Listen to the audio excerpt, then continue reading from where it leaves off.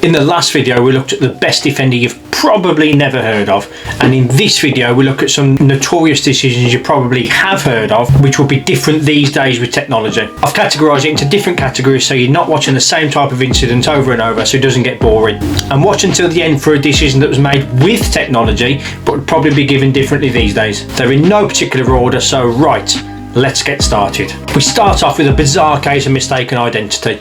In 2014, Chelsea and Arsenal met at Stamford Bridge. Arsenal were already 2-0 down when Hazard fired a shot at goal, which was expertly saved by Alex Oxlade-Chamberlain. You know, the midfielder, Alex Oxlade-Chamberlain. Anyway, the referee, Andre Mariner, duly sent off Kieran Gibbs for some bizarre reason, and didn't even change his mind when the Ox fessed up that it was in. In the end, neither was suspended, as Arsenal successfully argued that it didn't deny goal scoring opportunity because it was going wide anyway. So, what happened to the ref? Surely he was punished for his error. No, he was back refereeing the following week. Number 7 is a little cliche, but I had to include it because it was a decision, or lack of, that helped to introduce technology around the world. In the 2010 World Cup, Germany did what Germany do best, smashing in goals against England. But plucky little England gained some momentum, and after Upson scored to make it 2-1, England were on top. Straight after that goal, Lampard hit a lovely shot from outside the box, which hit the bar and bounced about 25 metres over the line. Unfortunately, England's referee for the day was Stevie Wonder, who waved his white stick to signal play on, and Germany went on to win 4-1. The incident accelerated the use of goal line technology in the sport, which was first introduced in 2014, is now used the world over, so our loss wasn't in vain. The next incident would surely be deemed a serious foul play these days. In the 1982 World Cup semi-final between France and Germany, we'd see one of the most brutal tackles ever committed on the football pitch, and I'll say tackle because it wasn't even given as a foul. French defender Patrick Battiston was bearing down on the Germany goal when goalkeeper Toni Schumacher channeled his inner Michael Schumacher by racing out of his goal to the Frenchman.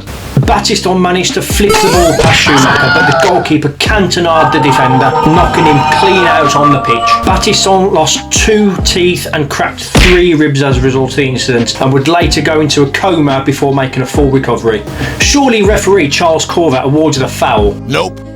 He waved play on and Schumacher took the goal kick. To make matters worse, Schumacher wasn't exactly full of remorse for the incident either, telling the press that he'd pay for the crowns on his teeth if that's all that was wrong. Did the French people ever forgive Schumacher for the incident? Well, put it like this. In a poll of the least popular men in France, Schumacher beats Adolf Hitler into second place. Next up is a case of serious foul play that was so serious it would end up being investigated by the police. An incident which was actually seen by the referee at the time, but bizarrely only deemed it worthy of a yellow card. But if it happened today, VAR would surely intervene and recommend a red card be given. Rewind to 2006 and Man City, before they were good, were playing Portsmouth in the league. While challenging for a loose ball, City's Ben Thatcher smashed into Pedro Mendes with his elbow, intentionally and at speed.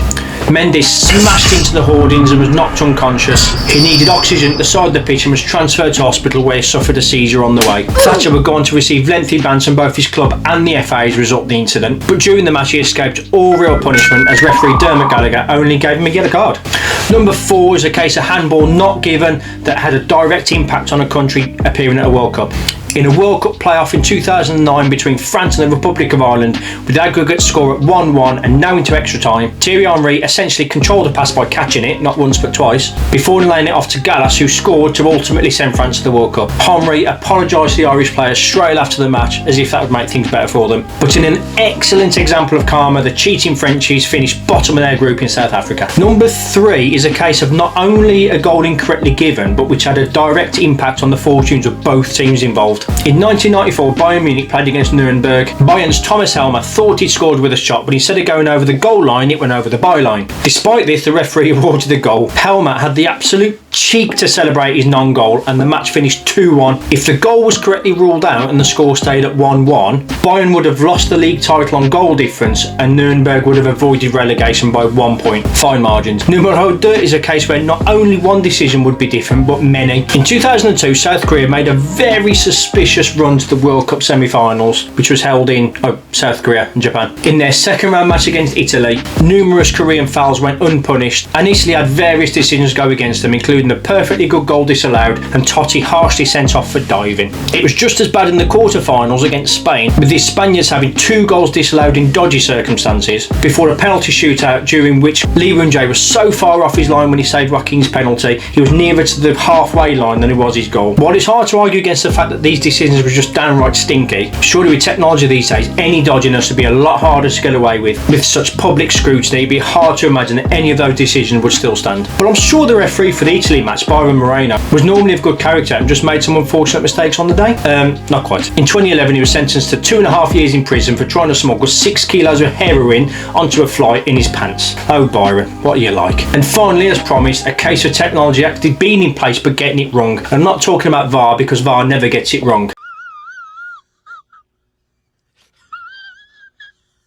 In 2020, Aston Villa played Sheffield United in the Premier League in front of, well, 0 fans because it was played during lockdown. During the match, Villa keeper Neeland carried the ball into the net from an awkward cross and the ball was clearly over the line. Referee Michael Oliver checked his watch for a decision from the goal decision system which said no goal. Hawkeye later admitted their mistake when they said that the ball had crossed the line and blamed an unprecedented amount of obstructions to the ball as the reason that the technology didn't work. That's despite the fact that clear angles were found from the TV footage. But anyway, VAR was allowed to intervene, but it didn't, as it believed that the goal decision technology was never wrong and would surely signal a goal if it was. As a result of this decision, Aston Villa avoided relegation by 1 point at the expense of Bournemouth, who went down. So that's it. I had a short list of about 1,000 different incidents. So if you want a part 2, let me know and be sure to subscribe so you don't miss it. Thanks for watching and see you soon.